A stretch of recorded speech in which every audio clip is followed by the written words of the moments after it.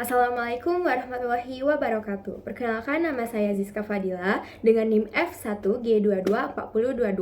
Saya dari Fakultas Sains dan Teknologi Prodi Teknik Sipil kelas R002.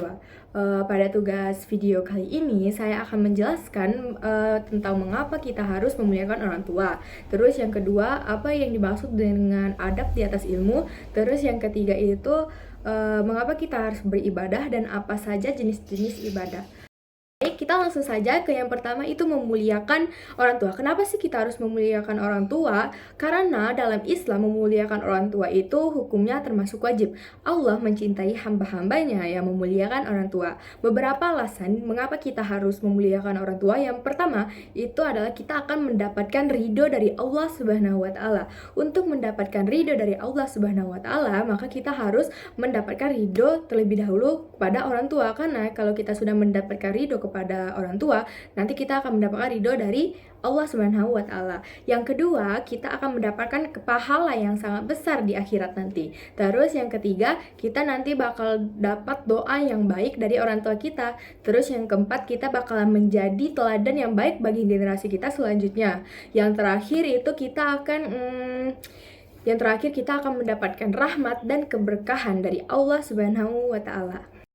Selanjutnya, kita akan membahas adab di atas ilmu. Jadi, adab di atas ilmu ini merupakan pepatah yang berasal dari Arab, yaitu al-adab fawqal ilmi, yang berarti adab lebih tinggi di atas ilmu.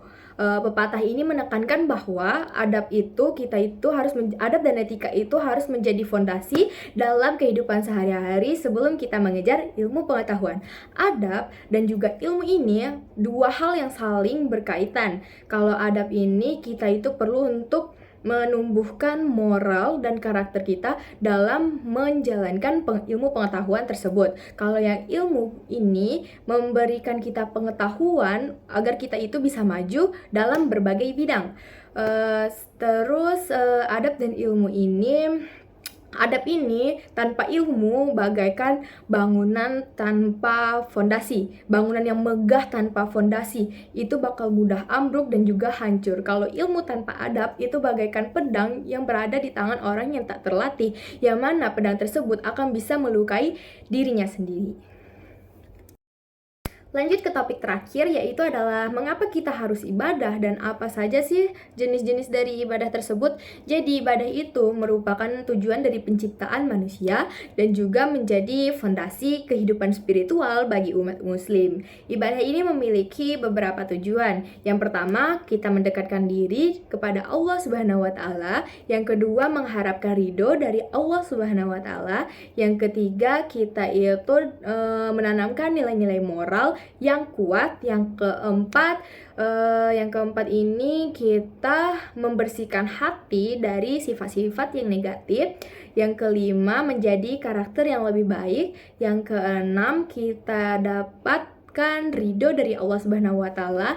Yang ketujuh, kita akan masuk surga. Dan yang terakhir, kita akan dijauhkan dari siksa neraka.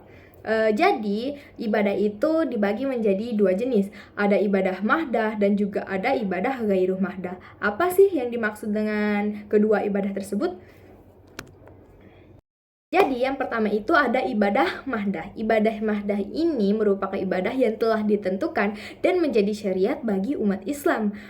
Contoh dari ibadah mahdah itu ada puasa, sholat, zakat, dan juga haji. Yang kedua itu adalah ibadah ghairuh mahdah, yang dimana ibadah ini merupakan ibadah yang dilakukan antar sesama manusia atau hubungan horizontal. Contohnya seperti silaturahmi, terus menjenguk orang sakit, bersedekah, membangun masjid, mencari ilmu, dan lain-lain. Nah, itulah 3 topik yang sudah saya jelaskan pada video kali ini. Terima kasih telah menonton. Saya ucapkan wabillahi taufiq wal hidayah. Wassalamualaikum warahmatullahi wabarakatuh.